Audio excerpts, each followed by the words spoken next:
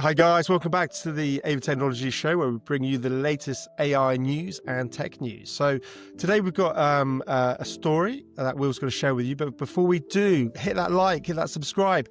Doesn't cost you anything. Literally, it's free, and it will really support us and it will really help us. And I know I bang on about it every time, but literally, all you have to do is just say like. Thank you, appreciate it. Say hello in the comments. Please do it. Do it now. Do it now. Have you done it yet? Right. Okay. Come on. Let's go. Ben's had a lot of coffee this morning. He's good. I haven't actually. I haven't. This is just your natural energy levels. Natural energy levels first thing in the morning. Let's go. Let me share my screen. I'll try and mirror the energy. I can't promise I will be able to, but I'll give it a go. A few days late, but that's because we've had some interesting stories. But today we're going to be going back to the OpenAI bandwagon because most people are talking about this. And I think if you hear me out and scroll through the article, you will see why. But if you have not heard of the announcement, OpenAI released their new Sora 2 video generation model. And it is, as it says in this intro here, it's a groundbreaking model in terms of how it can create physically accurate videos.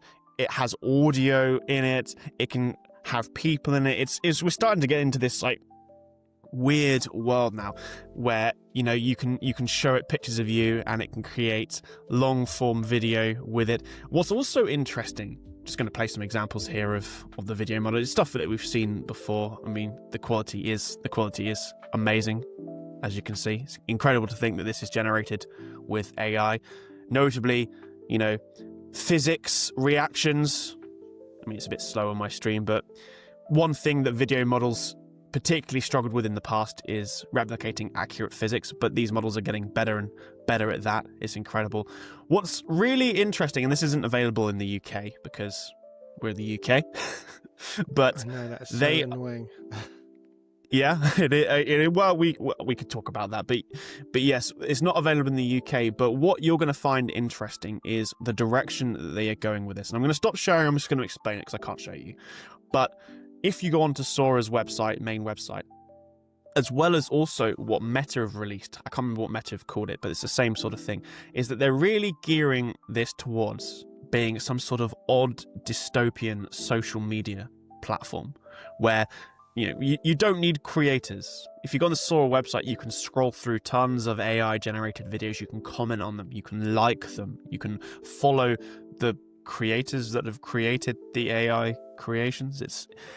For me, this is a new direction, and Meta have done it as well. They are trying to bring out, some sort of feed where you can, doom scroll AI slop, as a lot of people call it, and that's fascinating as well, and dystopian. And I don't like that. I mean, to be frank, but yes, it's lots of mixed opinions. These models are incredible, and I'm only thinking of the possibilities that we have to be able to use these models on the work that we do and other people's projects.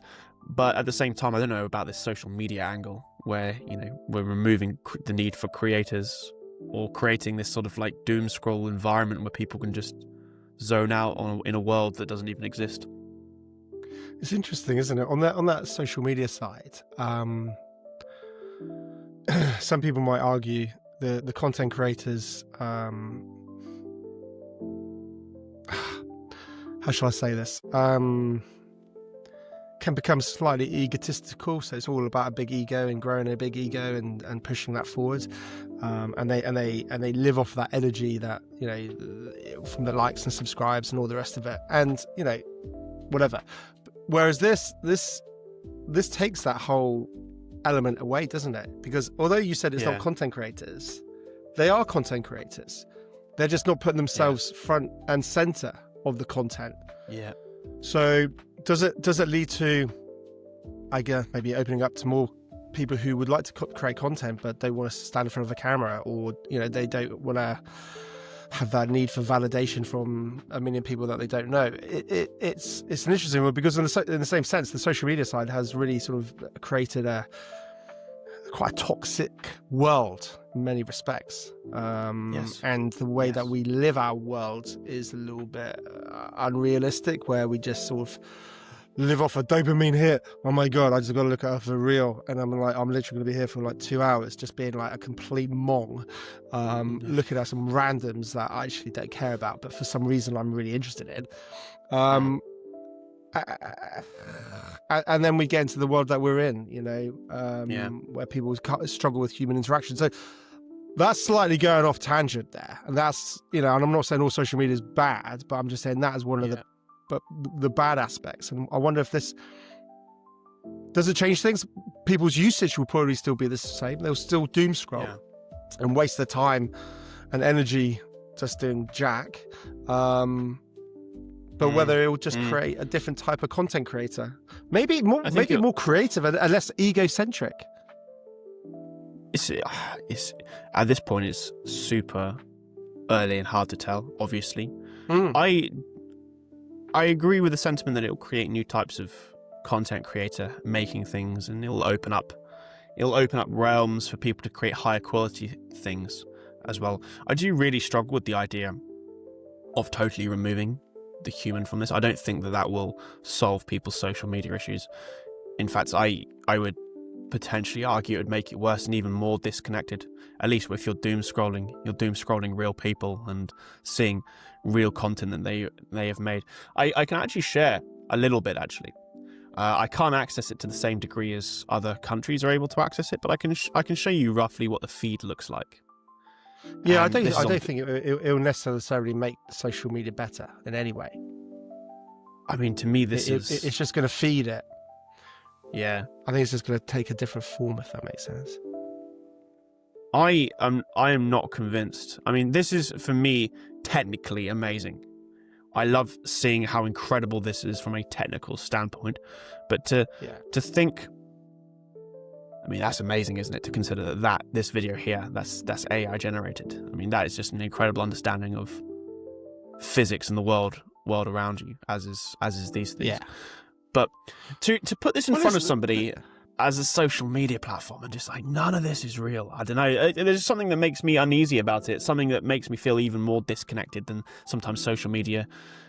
You might be right, mate. It might make things way, way, way worse. In many respects, it might sort of desensitize people from the reality, from real world interaction, especially if you can create these yourself. Sorry, Will. I was just going to say, let's move on about that whole social media ethical, where it's going to go, and all the rest of it. Let's talk about the technical side. I mean, it is absolutely mind blowing what you can do. How long are these? Because I remember looking at Sora, like maybe was it a year, 2 years ago, when it first came out, or whenever it was, I can't remember. Let us know in the comments when it first came out. It blew me away, but equally it was tiny little clips that you could do, and you couldn't really do much with it. What we looking at now? Because in all honesty, I haven't even looked at Sora for a while because we're not allowed to use it. There you go. I mean, and we've got lots of stuff on. Yeah, and we got lots of stuff on. It's significantly improving across the board. I mean, after Sora came out as being one of the first really decent video models. I mean, you may or may not have seen, but a common internet meme, especially from 2023, was the first sort of AI generated video of Will Smith eating pasta, and if you haven't seen it, it's a particularly horrific example of AI generation, but it was amazing at the time.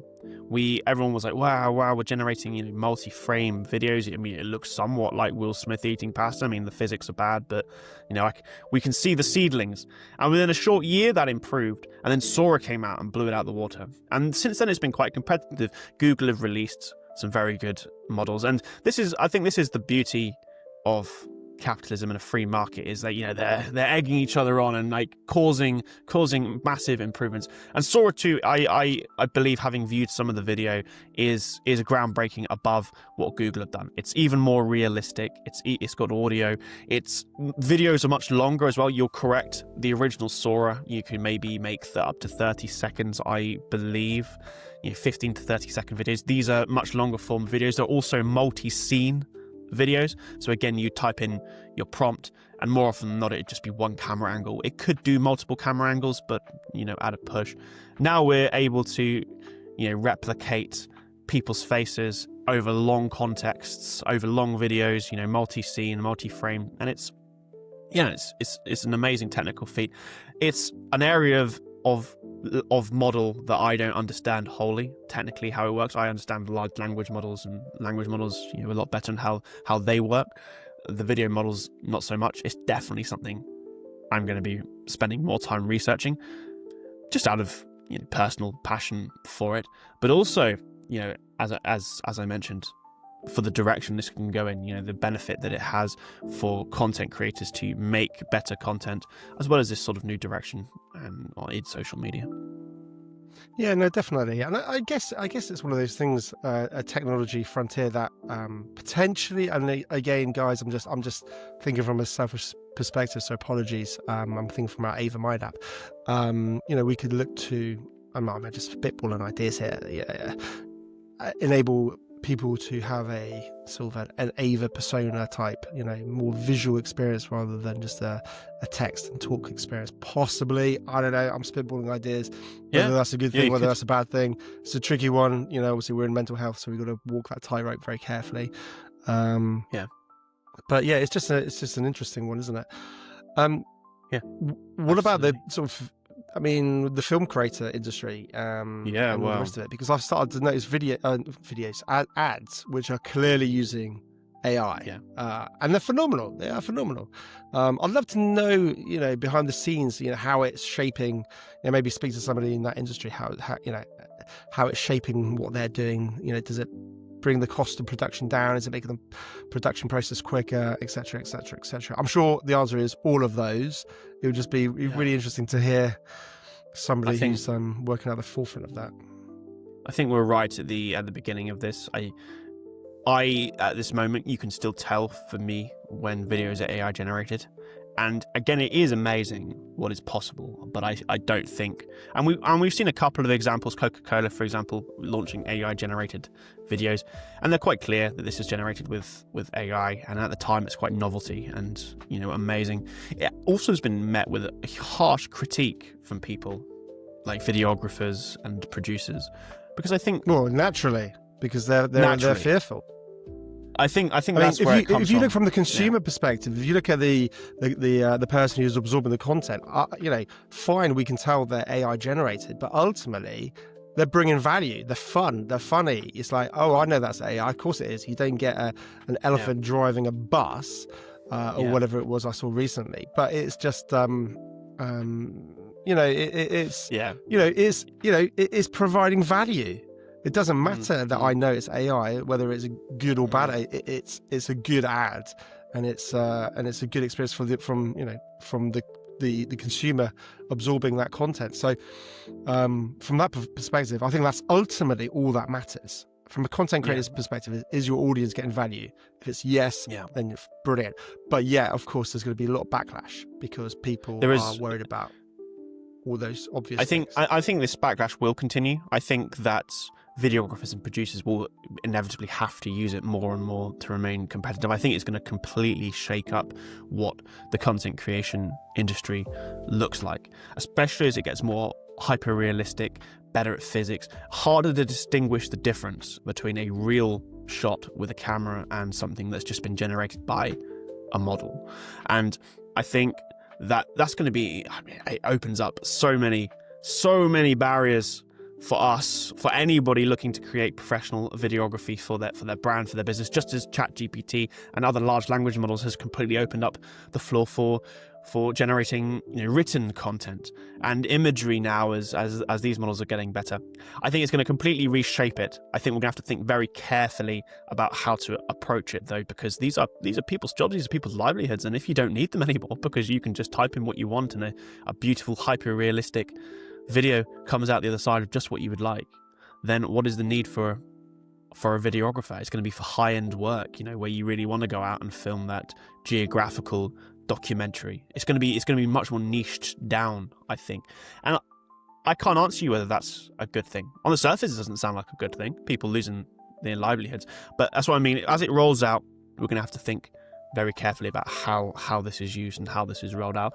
Interestingly, OpenAI did put a disclaimer at the bottom of their written up release paper titled The Deployment of Sora, as well as launching responsibly. And what's next?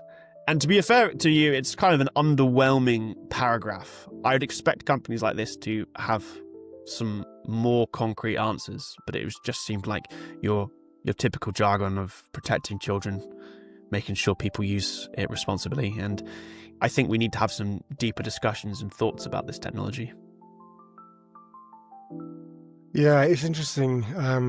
I heard somebody say, and I really, it really clicks with me, that we are living in quite dystopian, troublesome times.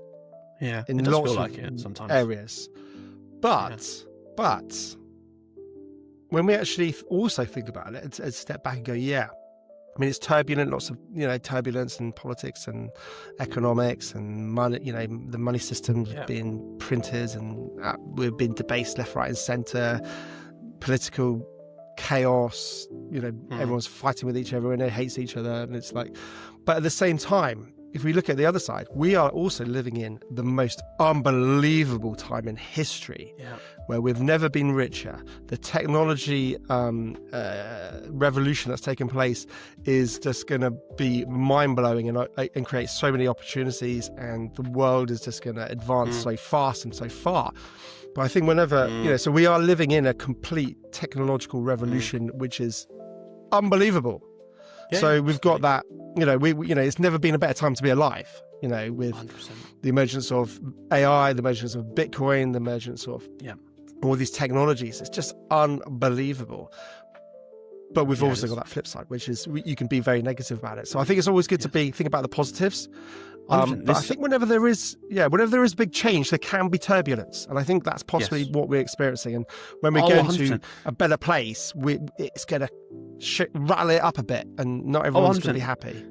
This AI thing, this technology era, everything that's happening right now has the ability to turn it into a new renaissance, which is a sentiment that I really strongly echo. I don't think this is going to be like the Industrial Revolution. I think this is going to be much closer to the Renaissance period, which is an unlocking of human creativity. This beautiful thing where people can push the boundaries of themselves, challenge their thinking, do new, greater, better things. I think that is the sentiment that we should echo. We need it, to get there. It's not going to be plain sailing. We need to work out the best way to get there to limit the also potential damages and turbulence as you were describing. But I think ultimately, if this is done right and rolled out correctly, then this is just going to be such an incredible next 50 years, for example. 100%. Watching what comes out of this. Well, listen, let's leave it on that positive note. And come on, the world's going to be good, it's going to be exciting, and there's lots of great things that's happening. So let's keep positive. Guys, hit that like, subscribe. We're going to keep bringing you the latest news in AI tech and all the rest of it. Hope you got some value out of it. Hope you enjoyed it. Let us know what you think, and we'll catch you on the next one. Take care, guys. Cheers, guys.